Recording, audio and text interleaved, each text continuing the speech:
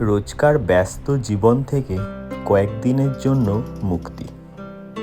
বাড়ি থেকে জাস্ট একটুখানি ড্রাইভ করেই ক্যাম্পসাইট। পাখিদের কলরবে আর লেকের জলের শব্দে ঘুম ভাঙা, আর সারা দিন জমিয়ে আড্ডা আর খাওয়া দাওয়া। বেশ কাটলো কয়েকটা দিন। চলুন দেখে নিই কীরকম কাটালাম আমরা নরওয়ের একটা ক্যাম্পসাইটে।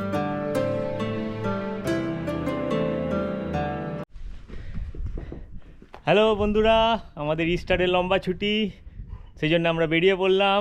আমার সঙ্গে বিদ্যেন্দুদা আছে, আমার বন্ধু, আমার দাদা। তো আমাদের দুটো গাড়ি পুরোপুরি প্যাকড আপ। হ্যালো পুচকি, হ্যালো গোল্ডিকেও নিয়ে যাচ্ছি আমরা, আমার ছেলে। গাড়ি পুরো ভর্তি, আমাদেরই বসার জায়গা হবে কিনা সন্দেহ। এটা বিদ্যেন্দুদার গাড়ি। দুটো গাড়ি প্যাক। সৌমিতা হ্যালো। আমাদের গন্তব্যস্থল তাও। স্তাভাঙ্গার সিটি থেকে তাওয়ের দূরত্ব মাত্র 40 কিলোমিটার।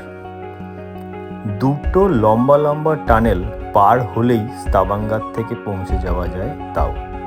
একটি টানেল 6.5 কিলোমিটার লম্বা, আরেকটি টানেল হলো প্রায় 14.5 কিলোমিটার লম্বা।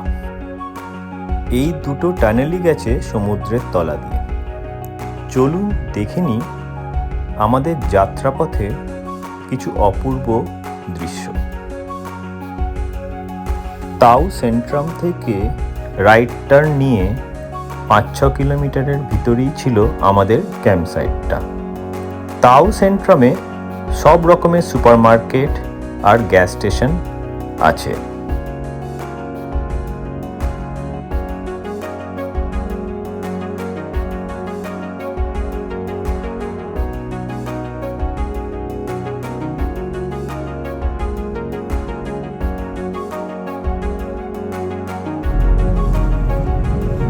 আর একটু পরেই আমরা ক্যাম্পে পৌঁছে যাব। আর 700 মিটার, এই যে আমাদের ক্যাম্পের মার্কিং দেওয়া আছে, রোড মার্কিং। চারপাশে পাহাড়ে ঘেরা, আর মাঝখানে একটা লেক, আমাদের ক্যাম্প সাইট। এই যে পাশ দিয়ে নদী বয়ে চলেছে।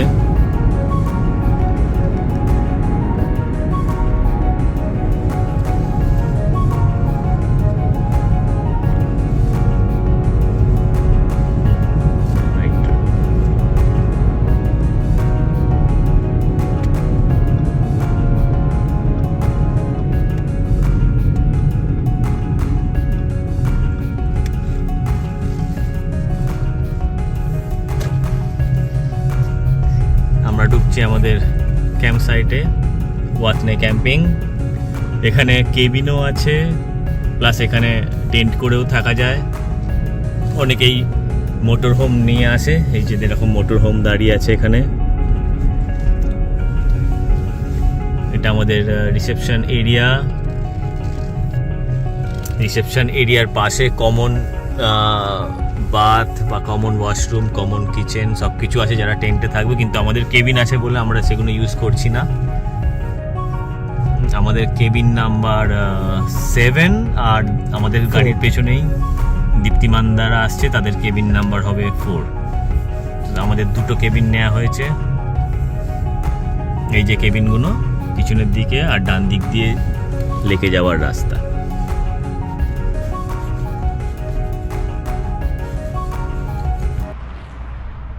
হ্যালো বন্ধুরা, আমরা পৌঁছে গেছি আমাদের কেবিনে। পিছন দিকে দেখতে পাচ্ছেন কেবিনগুলো সবই একই রকম দেখতে। আমাদের কেবিন হচ্ছে এইটা। আপনাকে আমরা ঘুরে ফিরে দেখাবো। কেবিনে মালপত্র ঢোকাবার আগে চলুন দেখে নিই কেবিনটা কেমন। শুধু খুবই সুন্দর, চারপাশটা আপনি দেখতে পাচ্ছেন আমার ব্যাকগ্রাউন্ডে। চারিদিকে পাহাড়, দূরে লেকও আছে, আপনাদের আস্তে আস্তে দেখাতে থাকবো, দেখতে থাকুন। এটা আমাদের কেবিন, আমরা একদম পার্কিং পেয়ে গেছি কেবিনের সামনেই। চলুন দেখে আসি কেবিনটা। গোল্ডি প্রচণ্ড এক্সাইটেড, ওকে এখনও ঘরে ঢোকায়নি, রোদ খাচ্ছি আমরা বাইরে সবাই। এটা আমাদের বারান্দা থেকে ভিউ।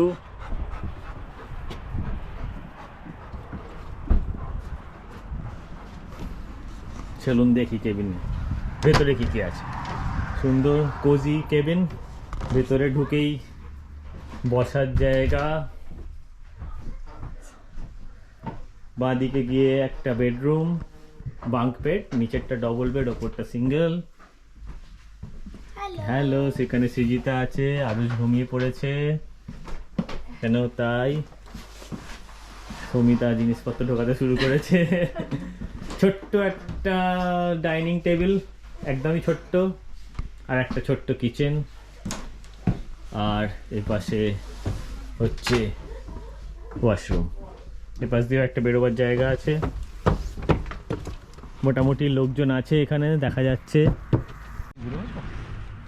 হ্যালো, বিদ্যেন্দুদা সুন্দর চা বানিয়ে এনেছে, আমরা রোদের মধ্যে বসে চা এনজয় করছি।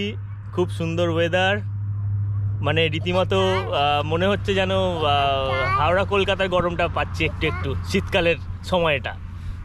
খুব ভালো লাগছে, দেখতে থাকুন। আমরা ঝিলের পাড়ে যাব একটু পরে। হ্যাঁ, চারিদিকে পাহাড়ে ঘেরা একটি বিশাল বড় ঝিল।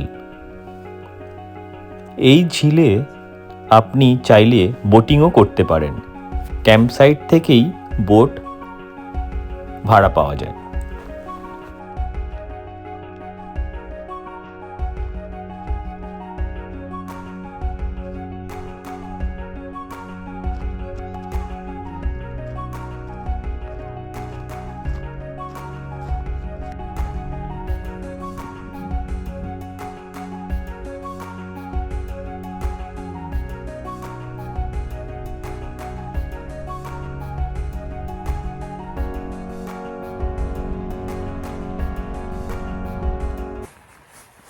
তো এই কেবিনগুলো নরওয়েতে খুবই ফেমাস। এই কেবিন দেখছেন যেমন যে আমাদের গাড়ি একদম কেবিনের সামনে চলে এসছে, কিন্তু এরকম অনেক কেবিন আছে পাহাড়ের ওপর যেখানে পার্কিং নেই, গাড়ির হাইকিং করে যেতে হয়। এমন কেবিন আছে আর যেটা নরওয়েজিয়ানরা খুব পছন্দ করে, যেখানে রানিং ওয়াটার নেই, ওয়াশরুম বা বাথরুম বাইরে বেরিয়ে কেবিনের বাইরে, সেখানে ইলেকট্রিসিটি নেই, জল নেই। সুতরাং আর এইরকম ওয়েতে ওরা সবাই থাকতে এরকম পছন্দ করে, যে পুরনো দিনের মতো। তো খুবই সুন্দর জায়গা, চারপাশে পাহাড়ে ঘেরা। আমি সকাল সকাল উঠে পড়েছি, গোল্ডিকে নিয়ে একটু হাঁটতে বেরিয়েছি। আমরা যেমন এই ক্যাম্পসাইটে কেবিন নিয়ে আছি, যদি কেবিন অ্যাভেলেবেল নাও থাকে তাহলে এই রকম ধরনের নরওয়ের ক্যাম্পসাইটগুলোতে অসুবিধার কোনো কারণ নেই যদি আপনার সাথে টেন্ট থাকে। টেন্ট আর বাকি জিনিসপত্র থাকলে, এই দেখুন আপনি দেখতে পাচ্ছেন এই বিশাল মাঠটা কেবিনের পাশে, এখানে আপনি মোটর হোম মানে যেগুলোকে ক্যারাভ্যান বলা হয় সেটা নিয়ে আসতে পারেন, অথবা টেন্ট নিয়ে আসতে পারেন। টেন্ট নিয়ে আসার জন্য এখানে এই জায়গা তো আছেই, তাছাড়া এই দূরের বিল্ডিংটা দেখতে পাচ্ছেন, ওখানে common gents ladies washroom, bathroom, even shared kitchen, cleaning মানে আপনি কাপড় জামাও কাচতে পারেন। খুব সুন্দর ব্যবস্থা, রিসেপশন আছে, অন্য কিছু হেল্প লাগলে খুব সুন্দর ব্যবস্থা। আর আপনি টেন্ট নিয়ে আসলেও আপনাকে আপনার গ্যাজেট ইউজ করার জন্য কোনো অসুবিধা হবে না। এই দেখুন এখানে সুন্দর 230 প্লাগ আছে, শুধু একটা এক্সটেনশন দরকার হয় এই প্লাগ থেকে, এই ইন্ডাস্ট্রিয়াল কানেকশন থেকে ডোমেস্টিক কানেকশনের ট্রান্সফারের জন্য। আর এক্সটেনশন থাকলে আপনি ইলেকট্রিসিটি পেয়ে যাচ্ছেন আপনার গ্যাজেট আর বাকি জিনিসপত্র চার্জ করার জন্য, বা যদি আপনার লাইট লাগে। আর বাকি জিনিসপত্র তো ব্যাটারিতে হয়েই যায়। সুতরাং খুবই সুন্দর ব্যবস্থা। এখানকার ওয়াথনে ক্যাম্পিং মানে এখানে যে কেয়ারটেকার আছেন উনিও খুব ভালো, মানে আমি booking.com থেকে বুক করেছি, আর বুকিংয়ের পর থেকেই ওনারা একদম কন্টিনিউয়াস যোগাযোগ রেখেছেন আমাদের সুবিধা অসুবিধা নিয়ে।